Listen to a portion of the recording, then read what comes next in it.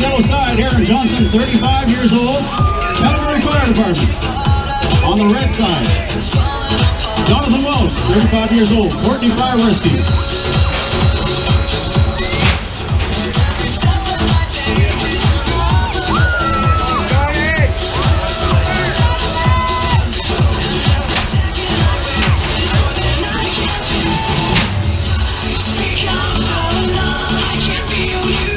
Both competitors pushing hard.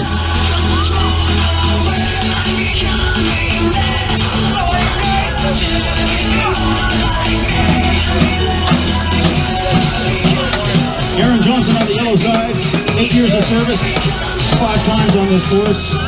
He's a member of the Aquatic Rescue Team since 2008, and he married his childhood sweetheart in April 2013.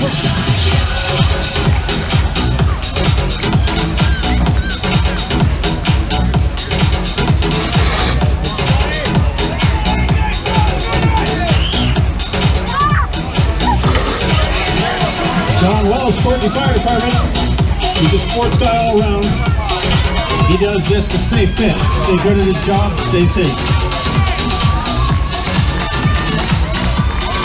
Go, Johnny! Let's hear the noise.